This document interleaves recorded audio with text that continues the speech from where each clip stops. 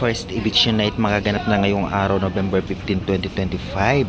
Sino kayang dalawang housemates ang lalabas, isang kapamilya at isang kapuso?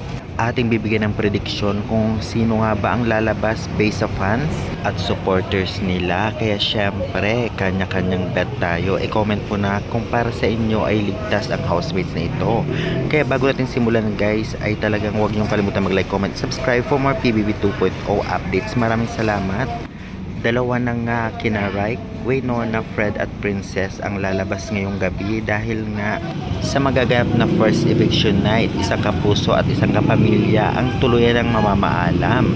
Alam naman natin lahat malungkot ito para sa mga housemates at para maligtas sila, keep voting na lamang po sa mismong application. Isa na nga dito na talagang umiyak talaga si Fred dahil baka siya daw ang lalabas ngayong gabi.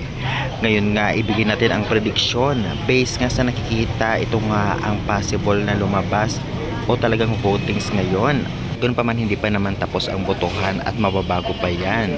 Sa tingin nyo, para sa inyo, yan talaga kaya ang manguna sa botohan? Yung mga nangunguna ngayon na sina Princess ng kapuso at sa kapamilya naman ay si Fred? Well, i-comment nyo na yun kung yan ang nasa kutob nyo.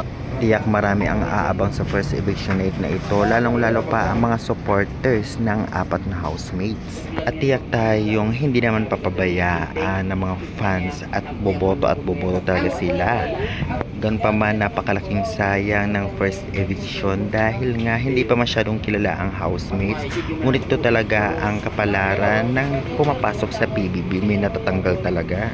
Gan pa man, sa tingin nyo, ang hindi pa lumalabas ang kanyang totoong ugali sa apat na ito ay sino kaya?